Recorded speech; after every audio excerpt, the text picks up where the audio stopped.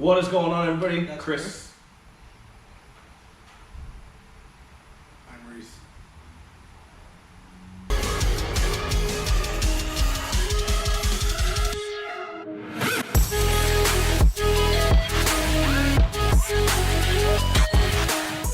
Welcome everybody to SWA Motorsports. It's Chris and Reese here, bringing you another fun fact-filled video.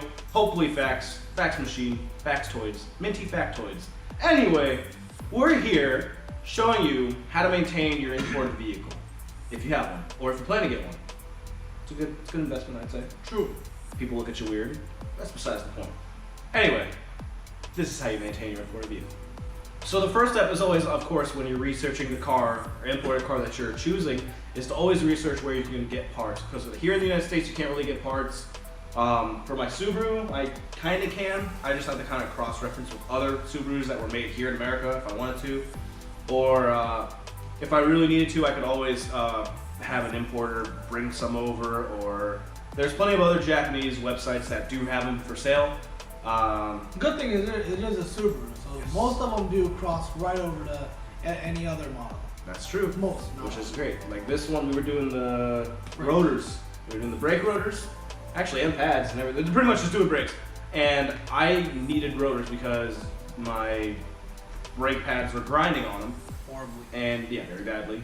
And so we went to the store and we were like, we need this size. We literally just showed up, we need this size. And he was like, if it helps, it's a Subaru. And so we were looking through, we found some pictures, we matched them up. We actually ordered some and it fit perfectly fine. It was a Subaru Legacy brake rotor, I think. It was. And then the brake pad was off of a... Tribeca. Oh yeah, was it the Tribeca? Yeah, it was a Tribeca. Or was it the SVX? The SVX for the front. Oh yeah, the SVX for the front and Tribeca brake pads for the rear. Came up pretty well. Kudos to you, Subaru, I will give you that. Part numbers. Good stuff. Yeah, it goes pretty much across the board for most of the Subarus. But that's more specific to my car. But in the case of a GTR, Nissan parts. Yeah, Nissan parts in general. Some can't really be cross-referenced. I mean, for example, Moz, he has a GTR. I'm pretty sure he can't get like a 90s Altima like rotor or something. It's not like a sporty car back then. They didn't have an Altezza. Yeah, exactly. Oh wait, what?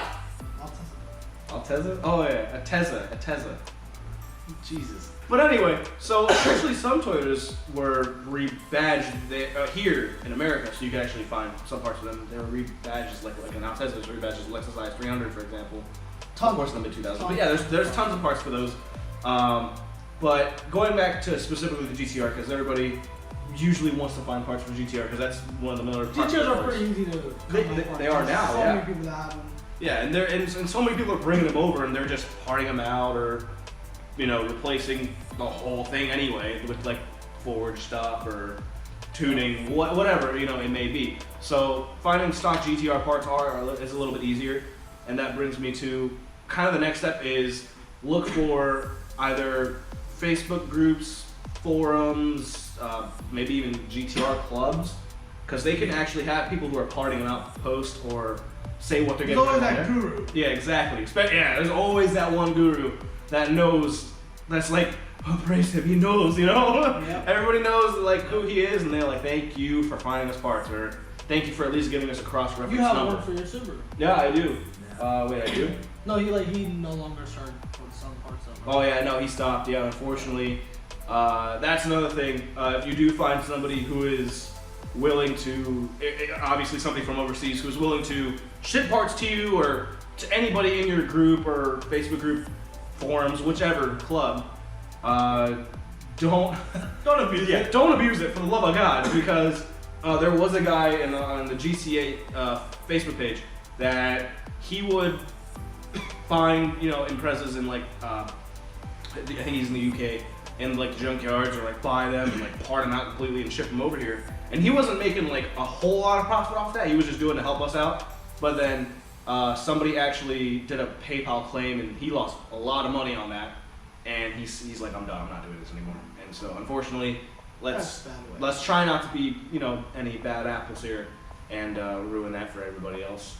Maintaining goes with back to maintenance. Yes. Goes back to any other car. Just keep it up to date. Always do your generic, like, what, 10,000 mile, 15,000 Yeah. mile, 20,000 mile stuff. Especially, dang it. Especially the older cars, after 10,000 miles, just give it a good like once over. Yeah, always just double check, especially because it's an older car. You never know what could be wrong with it. Well, not wrong with it, but what it could be missing, lacking, needing. You know, always give it a glance over just to double check, and definitely don't do what I did when I went down to Florida, because when I went down to Florida, I never checked my oil. When I came back up from Florida, I never checked my oil. He's a neglected owner. And unfortunately, I won't say neglected. I just forgot. I was so tired. He's neglecting his car. Sure, my car's still running though. Just. Very. Almost said barely. Anyway, just make sure you give it a glance over. You never know. So like, some Subarus are notorious for eating oil. Some GTRs are notorious for eating oil. You always want to, especially check that. You never want to get too low. Do your flushes on time. Do their oil changes. Just be very strict with the maintenance, especially because it's an older car. You don't know what its life was like before it came overseas. Unless you obviously know the Japanese dude or whoever dude, UK dude who actually owned it, and your friends with him and he has all the service records. You don't know like how that car was treated. I walked into this car blind. I'll be honest, I got lucky. Very lucky. And it doesn't happen most of the time. It really doesn't. That was very lucky for me that this car is actually running very strong, and I praise, the Japanese goodness of obviously a JDM Subaru over, other cars. But anyway, always be strict with your maintenance on these older cars. Yeah, belts, check. If anything leaks, try to get it fixed as soon as possible. We're not saying stop driving it, but try to address it. A lot of O-rings go bad, belts tend to wear out. Find a cross-reference to your belt. The first thing you should do is always get a first cross-reference to your belt. I don't know why, but the GL eats belts. But if it's not imported, but if it was imported, that would be an issue. Oh yeah, that'd be huge. But you didn't have a part number for the belt. Oh yeah, I actually got, when I did the belts in that car, because they were very worn, I got Gates timing belt, or not timing, excuse me, Gates Serpentina drive belt, and that was actually too big for my car. I think it was too big for my car, right? Yeah, it was too big for my car, so That was too tight. yeah. Luckily that we found, we cross-referenced that part number with Daco's part number, and they had one that fit perfectly. Fit absolutely, and it's still on here. There's not a problem, and it's not being eaten up live or anything like that. It's been like 15,000 miles since we even changed it. Yeah. So which is just regular maintenance, obviously. 15,000 miles or whatever. Check your belts, check your pulleys, check everything you can. Yeah. Find part numbers on each obviously part if you can. Even if you do find a part number, it's hard to get it a hold of. It is, but again, that's where like, hey, does anybody have this part number available to send to me, or I can buy, or do they know another number that can be used in America like this? There's always people out there that are willing to help, and they're very helpful. Yeah, another thing is try not to not abuse a car, but take care of it in more of a higher fashion than a normal car. Like if tail light breaks on this car, not really the easiest thing to find. These cars do have spoilers. I did notice a lot of these Japanese cars, they actually have a rubber O-ring that goes around the spoiler. Those tend to get eat up pretty good. So there's a lot of ways you can actually makeshift your own one. You can make some. You could buy a new wing that has a little gasket thing with it. Keep your locks lubed up and all that stuff. This car does need the window regulators lubricated. So that's something that needs to be done. If they do get out of whack, you can see on here, they start to scratch the actual window. Yeah. So try to keep your jams clean. Keep things more up to date than you would like a normal vehicle. Like normally you want to rip open your door and lubricate the window stuff once a year. Yeah. These cars I would recommend that. Oh yeah, always be a little more strict with it. There's more in the hobby, so it's fun. I mean, yeah, it is fun. Tires, cambers, toe angles, keep those in spec or keep them however you want them, but keep in mind those need tires if you do keep it out of spec. Of course, yes, it does. It does. Here's an example of not being able to find a part, which is this is a Tommy Cairo bumper. Of course, I can't find that bumper anywhere for I can, but not like it's outrageously expensive, They are expensive, unfortunately. They're expensive. So the turn signal that we have on here, I put on our Instagram page. It's really bright. but we don't have any housing for it, so it's kind of just there. Soon to be modified. Yeah, it will be. It will be once we can probably 3D print something. But that's just an example of we tried to make that one work, but it was so brittle. It was so frail just because it's so old. You couldn't even touch Yeah, it. you could not touch it. It would literally just like bend and disintegrate in your hand, unfortunately. And so we kind of had to just make It started becoming dust. Yeah. In your hand. It was dust. Yeah, it was extremely low. That's why you have to treat these cars.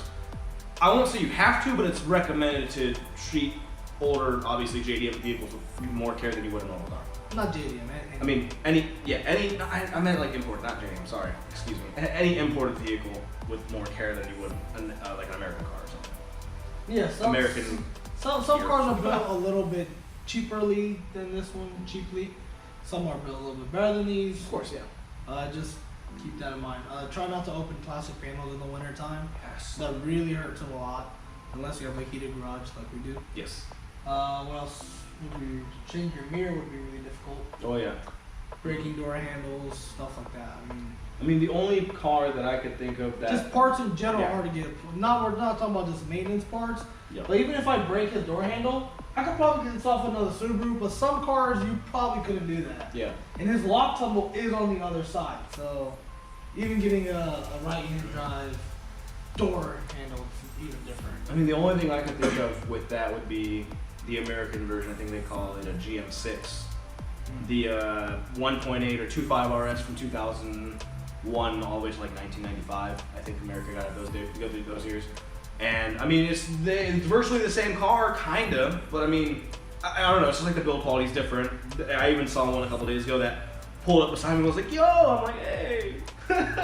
But I mean, it's just like they're not exactly the same parts. If it were, then I would have gotten like the brake rotors off the bat. But here we are. Yeah, it cross-references to even any of these vehicles. A lot of people are trying to bring over the Toyota Hilux now. Toyota has a lot of crossover parts, which is great. Yeah. But there are some parts specific to that vehicle, or the Toyota Fortuner, the Mark X, or some other cars people try to bring over here. The Sylvias, the what? Toyota Tracer. Oh, yeah, the Chaser. Yeah. People bring the Chasers over, the Presidents. Cool cars to have, but even the crowd you hang around, make sure they try to take your car. Some people have a crowd that they just don't care about their cars. Unfortunately, it's true. Always hang around the right people, because I mean they want you to have like a good, clean, nice car. They don't want somebody else to be like, oh, you know what I'm saying? Like, Yeah. people, you can just be around the like-minded people. Like for example, Oh no. we're here. My car's dirty, and I'm in a detail shop. He's looking at me with anger. Just kidding. Anyway, another key thing is to keep everything as clean as possible. It will have grime, dust, dirt, everything build up, and kind of just start like rubbing away at any part that you actually need. Like for example, like my suspension. Of course, we had the old coilovers. That thing was. I was completely shot, and we went to the sand dunes. Unfortunately, a video below. It was very bouncy. I shouldn't have been there. I didn't get stuck, but it was probably not good for the car. I didn't get all washed off till after we got back, which was the next day, I think. Yeah, which is okay. Yeah, which is fine, but normally you don't want to just let it sit there. I mean, I even still find some sand sometimes in my engine bay. Yeah, it's everywhere. Unfortunately. But when you do stuff like that, which is okay. Yeah. Keep it clean. Keep your suspension components clean. Though the rubber will get eaten away real quick. The windshield, to me, the glass in any import car is very important because I don't even know where to get a glass for this car. Yeah, me neither. So if a rock comes up and chips his windshield, I wouldn't know where to even get a glass. I'm pretty sure you could get one somewhere. Yeah, but we at the very right moment, now I have no idea where to get it. And we're just like, thank God, no rocks have chipped my windshield. So you want to keep like the sand off your wipers, the dirt and stuff, because they'll start scratching the window. These are older cars; they're not super thick windows. So it's very thin. Giant window though, lots of view. Man. Yeah, like these little reflectors. Oh yeah, those broke immediately. We were just cleaning my car one day. They're just fragile. Yeah, really, really fragile. We have to get new ones, and those were cool. Those were one whole piece, but it's all right. It was bound to happen. Yeah. So even if you do break something, don't be too discouraged about it. again, it happens, especially. Don't expect it, but it was gonna happen. Yeah.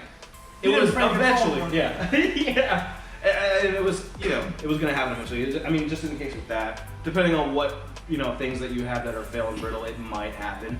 Just expect it and be prepared. That's really it. There's more things involved with maintaining an imported car. There's a little more in depth. That's all it is. It's nothing scary. It's nothing crazy. Don't be afraid to obviously ask questions. You can ask us questions in the comments below as well. We do a lot of stuff with this car. We're always happy to answer any question. You can also DM us on Instagram as well. We're happy to answer. And just don't be afraid to buy an imported car if you are considering one and you're like, I don't know about parts, and about maintenance. Just keep in mind it costs a little bit more. It does. Than a normal car here. Yeah, because sometimes, depending on who you take it to, they might not know where to find the parts. And of course, if you do your research, you'll probably be able to tell them, or you'll probably have it prior to giving it to them, whichever. Unless you do it yourself, which is also, cost saving. You should. I recommend having a whole notebook for the car. Oh yeah. So if you find out how much oil goes in it, just throw that in there. So like in my trunk, we actually have a box, which is the brake pad box. Not super big, but we ripped off the brake rotor part number. Whatever part number we have, we write it down and just throw it in the box. We ripped that one off the box, and then we wrote other stuff on the back of that piece. But it's always good to keep. It's like basically keeping a binder of maintenance things for your car, like in general here, which is what most people should do. But it's just keeping all the part numbers in order and all the parts that you might need later in the future to get. Yeah. Anyway. Other than that, subscribe below somewhere here, and now let us know what you guys like to see in the comments below, and we will see you guys in the next video. Bye.